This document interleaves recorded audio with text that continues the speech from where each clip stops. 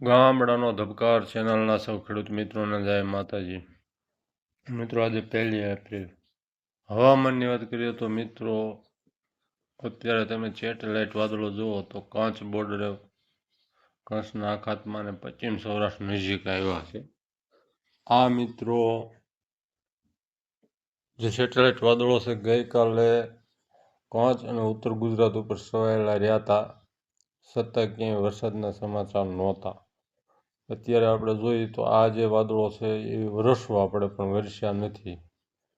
હવે મિત્રો શું આગાહી છે તો 28 અને 29-30માં જે આગાહી હતી એ મુજબ ક્યાંય વરસાદ પડ્યો નહીં, છૂટો છવાયો અમુક વિસ્તારોમાં પડ્યો. પણ આ બીજી, ત્રીજી અને ચોથીમાં કેવી શક્યતા છે તેને આપણે સ્ક્રીન ઉપર જોઈએ. મિત્રો તમે જે આ હાઈ પ્રેશર અરબી સમુદ્રમાં ગુજરાતથી નીચે જોઈ રહ્યા છો તે 28, 29, 30માં થોડુંક ઉપર આવ્યું હતું.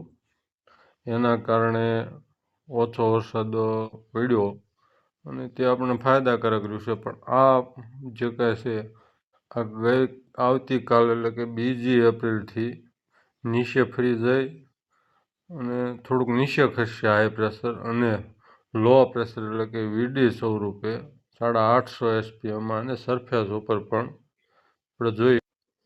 આ 2 તારીખે તમે જો ગુજરાતને ટચ કરી અને આ લો પ્રેશર સ્વરૂપ એટલે કે 850 SPMમાં યુએસી છે. આ તમે જો ગુજરાત ઉપરથી પસાર થાય છે. આ ઉપલું લેવલ છે, કોઈ સપાટી લેવલ નથી, પણ નીચે પણ પવનો થાય છે. હવે આના હિસાબે શું વરસાદ થાય તે સ્ક્રીન ઉપર જોઈએ. હવે આ મિત્રો આપણે આજની 1 એપ્રિલની તારીખ છે.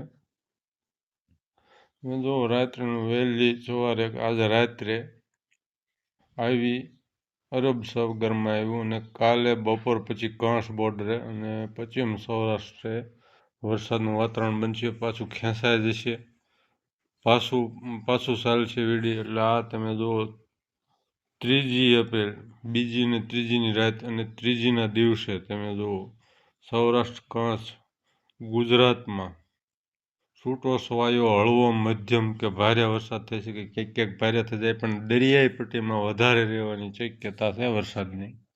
હાલ જે યુરોપિયન મોડલ બતાવી રહ્યું છે અને ગાજવીજ સાથેનો 30થી 50 કિલોમીટર પવનનું પણ કહેવાનું છે, અને આઈએમડીએ પણ કહ્યું છે. આઈએમડીના મોડલો પણ વરસાદ બતાવી રહ્યા છે. એટલે 28, 29, 30 કરતાં આ 2, 3 અને 4 તારીખે વરસાદની શક્યતા વધી ગઈ છે. તમારે સાવધાની રાખવી. ચેનલને સબસ્ક્રાઈબ કરજો, ફેસબુક પેજને ફોલો કરજો. જય માતાજી.